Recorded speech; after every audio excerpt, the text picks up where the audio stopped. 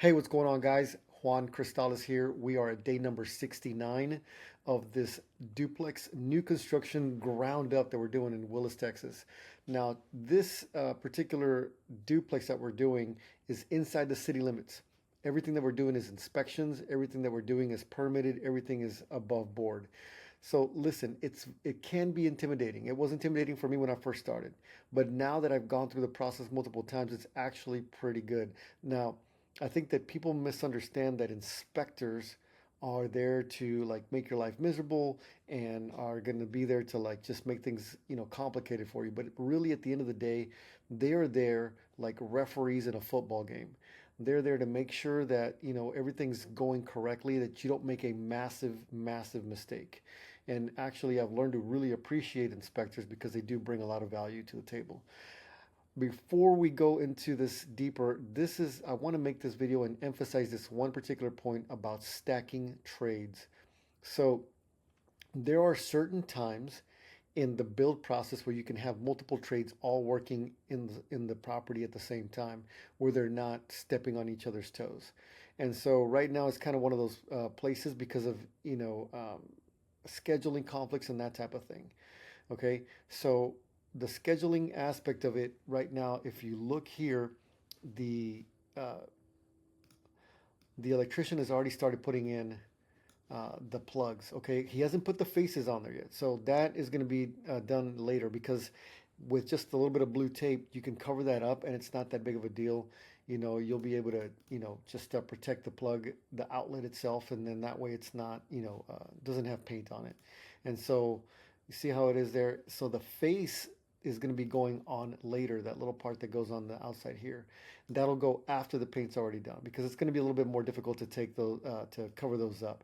And so usually what happens is the painter, anyways, if they were to be on there, he would take them off, and it's just more work for that guy. But the electrician is able to get in there and do this part himself right now. So I was just taking pictures of some of the stuff and material that the electricians are using. And now this very thin plastic covering is on. Now check this out.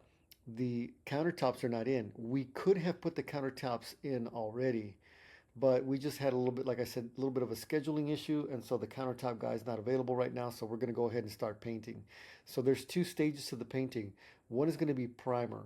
The primer basically just gives the walls a stickiness, if you will, so that the paint that goes on top uh, is just attaches easily. That's one function of it. The second function of the primer is if there were to be another color, for example, underneath, it wouldn't bleed through. So you would be able to cover it up. So typically what happens if you're going from like a dark color to a lighter color, you put primer on there first and then put the final paint on there. But since we're not doing that here, we want to have some decent quality of paint, not the absolute bottom of the barrel, because that stuff is very easily, you can smudge it, you can put your fingers on it, you can see it. It gets damaged very, very easily. And I don't really like it, especially from a landlord's perspective. I don't want to have that quality of paint finish because you have to constantly upkeep that. Any small little smudge on it will be very, very noticeable. Whereas the quality of paint that we're putting is just a little bit nicer, and you can put your hand on it, but you won't see your fingerprints on it. It won't smudge. So that's why we're doing that.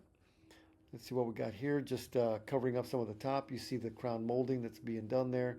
They have to cover all the way to the top to ensure that whenever they start spraying all this stuff, it's all the same color. And of course, a picture of my kid here because he's an awesome kid and he likes he likes taking pictures. So, anyways, he is. We had Palm Sunday this past weekend, so I wanted to take a picture when we were at this one event. Anyway, moving on. So we have some of the fixtures already coming in. Now, these are the final plumbing fixtures. Remember, I was just showing you guys here the countertops that are not in yet. And one of the other things that kind of had slowed us down is that we had not gotten the final fixtures in just quite yet. And so what happens is these black matte finishes, which is what I wanted, they come in a certain manner. So you see how these, and I wanted to show you this.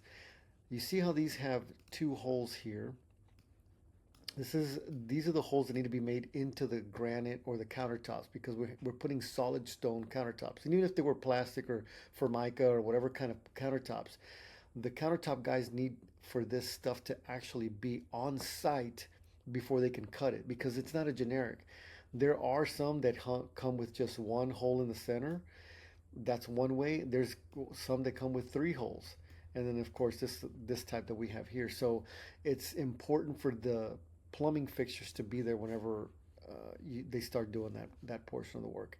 The other thing I wanted to show you here is the height. So look at this here. From here to here, basically that's the distance of approximately like I think it's like 3 or 4 inches, 3 or 4 inch height.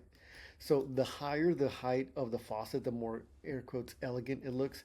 Before the quality of what we're trying to do, you can go 5 inch, you can go 6 inch. But the thing is that like it gets more expensive the higher the the height of the faucet is. Okay, but you can find stuff on clearance. This is the stuff that we always look for, stuff on clearance. I would probably stay away from buying some of this stuff on Amazon because I've bought it on Amazon, but it's just such low quality stuff that it breaks very easily. We can't even pass the final inspection because these plumbing fixtures have to hold water pressure for the very final inspection. So I would highly advise you against doing that.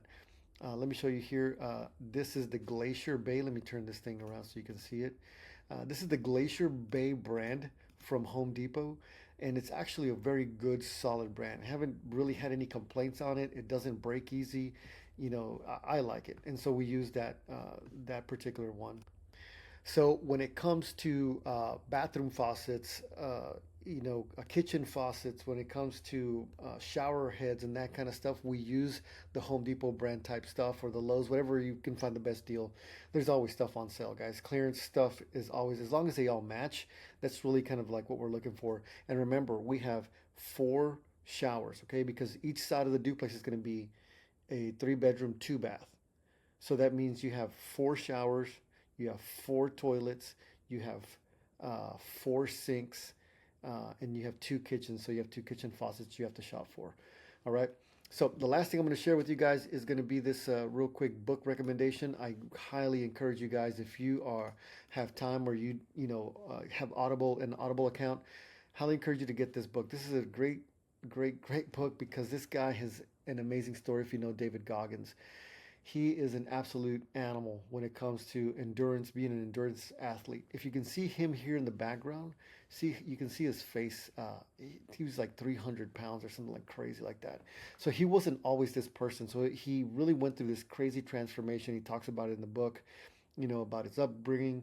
And sometimes, I think these types of books are so good for entrepreneurs because we do get sometimes in situations where they're very, very difficult situations in which we feel like, man, we don't know how to get out of it, or we've gotten ourselves in, or we have these struggles or issues that we have to deal with. And I think it's so good to like read this type of book because, man, there's some crazy stuff that other people have been through and they've figured out a way out of it.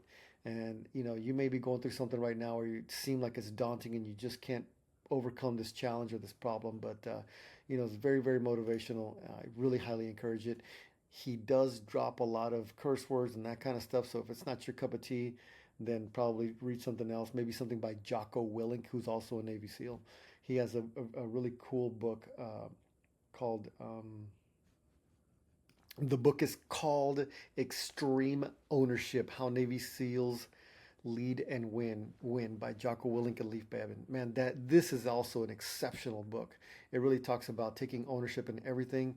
I highly recommend it because sometimes I think that people I've been a victim of this. I blame contractors for sometimes issues that we run into the job site. But at the end of the day, one of the things that Jocko Willink talks about is just taking ownership of that stuff, and then you're in control of those situations. So I highly encourage this book for all of you guys who are in real estate, in business, entrepreneurs.